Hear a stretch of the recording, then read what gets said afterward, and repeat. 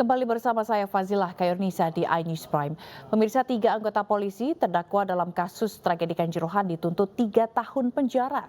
Ketiga terdakwa terbukti melakukan kesalahan yang menyebabkan hilangnya nyawa orang lain serta menyebabkan orang luka berat.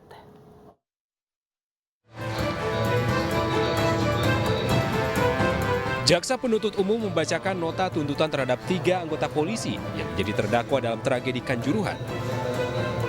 Ketiga terdakwa tersebut adalah AKP Hasdarmawan dan Ki 3 Brimob Polda Jatim, Kompol Wahyu Setio Pranoto, Kabag Ops Polres Malang, serta AKP Bambang Sidik Ahmadi, Kasat Samapta Polres Malang.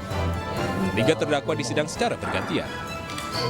Dalam tuntutannya, JP menyatakan ketiga terdakwa terbukti melanggar pasal 359 KUHP, pasal 360 ayat 1 KUHP, dan pasal 360 ayat 2 KUHP.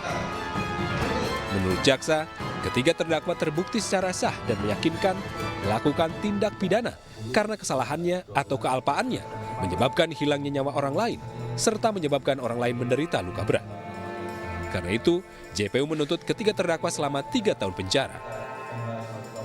Sebagaimana di dalam dakwaan kumulatif dalam surat dakwaan nomor PDM 225/M-5-20/I-2/12/2022 2. Menyatakan pidana penjara terhadap terdakwa Bambang Sidik Ahmadi selama 3 tahun dikurangi selama terdakwa berada dalam tahanan dengan perintah terdakwa tetap ditahan.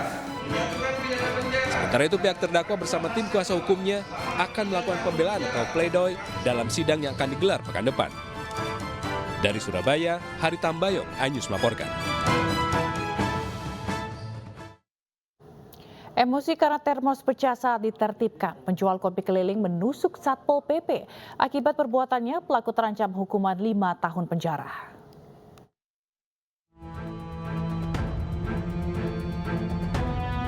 Inilah detik-detik perkelahian sengit antara pedagang kopi keliling dengan 2 petugas Satpol PP yang berujung pada penusukan di Jalan MH Tamrin, Menteng, Jakarta Pusat yang terekam kamera warga dan viral di media sosial.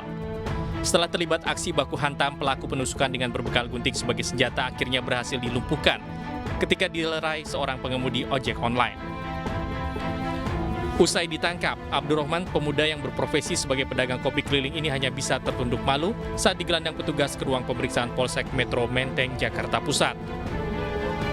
Menurut Kapolsek Metro Menteng AKBP Samian, keributan dipicu salah paham saat petugas Satpol PP menghalau pedagang kaki lima yang akan berjualan di sekitar Bundaran HI.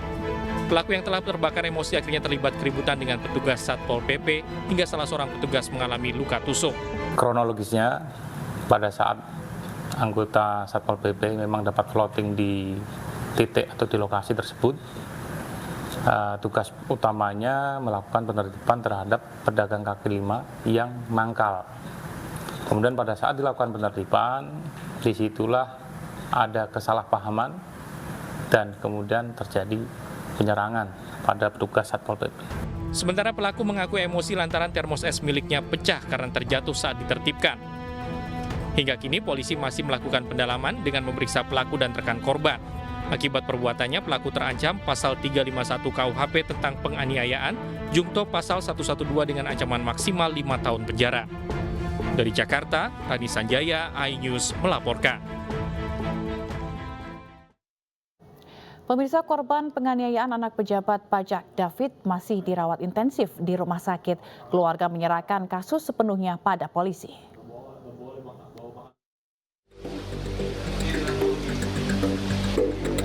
David, korban penganiayaan oleh Mario Dandi Satrio, hingga kini masih dirawat di ruang ICU salah satu rumah sakit di Setiabudi Kuningan, Jakarta Selatan. Paman David, Rustam Hatala, menyatakan meski belum sepenuhnya sadar, namun David sudah bisa menggerakkan anggota badan. Keluarga juga kini tengah fokus dengan kesembuhan David dan trauma yang dihadapi keluarga dan menyerahkan sepenuhnya kasus ini kepada kepolisian. Kapolres Metro Jakarta Selatan, Kombes Pol Ade Ari, bertemu keluarga David dan menyampaikan keprihatinannya atas kasus ini dan mendoakan agar David cepat sembuh. Kasus penganiayaan ini juga mendapat perhatian dari Wakil Ketua Komisi 3 DPR RI Ahmad Syahroni. Ia mengapresiasi Polres Jakarta Selatan dalam menangani kasus ini. saya ucapkan apresiasi buat Kapolda dan Kapolres Jakarta Selatan menyikapi kecepatannya dalam perkara yang sedang dalam penyidikan lebih lanjut pada para pihak yang sudah diperiksa, dan semoga ini cepat disajikan oleh Pak Kapolres dan tim untuk langkah selanjutnya. Syahroni minta kepolisian serius dalam menangani perkara ini. Rencananya, Syahroni juga akan menjenguk korban di rumah sakit dan berharap David cepat sembuh.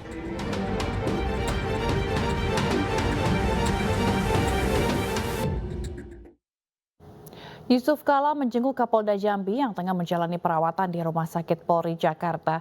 Kondisi Kapolda Jambi terus membaik pasca menjalani operasi.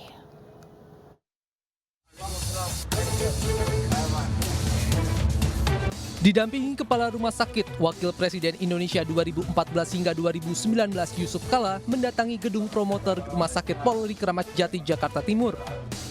Dirinya masuk ke kamar rawat inap untuk melihat perkembangan kondisi Kapolda Jambi Irjen Pol Rusdi Hartono bersama ajudannya yang tengah menjalani perawatan. JK berharap agar keduanya dapat segera pulih dan bisa bertugas kembali. Mendapat kunjungan tersebut, keduanya nampak senang. Saat ini kondisi Kapolda Jambi terus membaik pasca menjalani operasi pada tulang belakang dan tangan.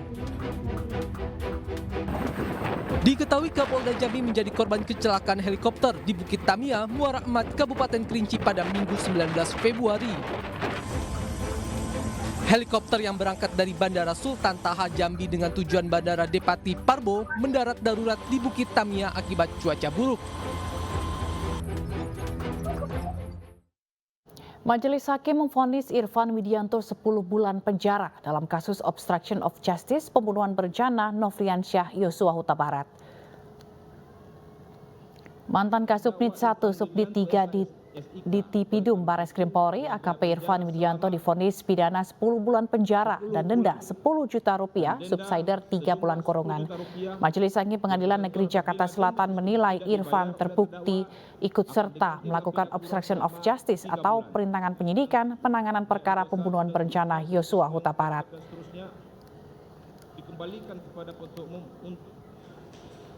Sebelumnya tangis ibu terdakwa Irfan Widianto pecah di ruang sidang jelang pembacaan vonis kasus obstruction of justice pembunuhan berencana Nofriansyah Yosua Huta Barat di Pengadilan Negeri Jakarta Selatan. Sang ibu memeluk erat Irfan sambil menangis, sementara sang ayah terus mendampingi dan menenangkan ibunya yang menangis dan berharap anaknya dapat kembali bertugas sebagai anggota polisi.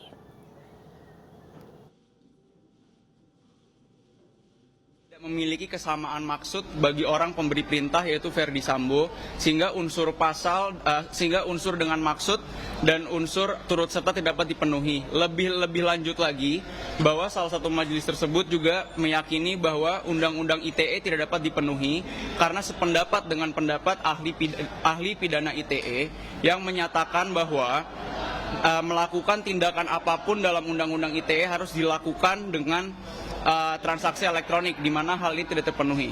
Dan satu lagi, hal yang membuat kami penasihat hukum sangat terharu, kami benar-benar meneteskan air mata dalam putusan ini, bukan air mata yang buat-buat. Majelis Hakim menyatakan dalam hal yang meringankan bahwa, dan ini benar-benar dianggap oleh Majelis Hakim bahwa Irfan Widianto ini adalah seorang yang telah mengabdi kepada.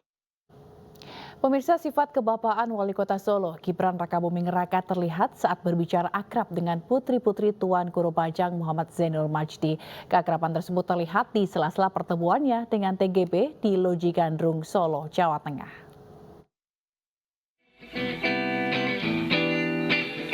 Di sela-sela pertemuannya dengan Ketua Harian Nasional Partai Perindo Tuan Guru Bajang Muhammad Zainul Majdi, Wali Kota Solo Gibran Rakabuming Raka menyempatkan berbicara dengan putri-putri TGB. Gibran Rakabuming Raka pun terlihat akrab berbicara dengan putri-putri TGB yang ikut ke Loji Gandrung. Sosok kebapakan terasa kental pada pemuda yang dilantik masih berusia 33 tahun ini saat menceritakan isi buku kepada putri TGB, termasuk ceritanya yang merintis Taman Safari Solo. Beliau ini masih punya lifespan yang panjang sekali ya, umur politik yang insya Allah sangat panjang, dan menurut saya jejak-jejak seorang pemimpin itu akan dilihat oleh masyarakat. Kita mengharapkan beliau sebagai pemimpin muda itu bisa terus meretas jalannya ya. Wali Kota Solo yang dikenal dengan kerja cepatnya dalam membangun Solo ini juga memberikan buku kepada Putri TGB yang disertai tanda tangan dan pesan untuk belajar lebih rajin. Tim Liputan iNews melaporkan. Oknum Kades di Kabupaten Nias Selatan perkosa anak di bawah umur. Selengkapnya sesaat lagi.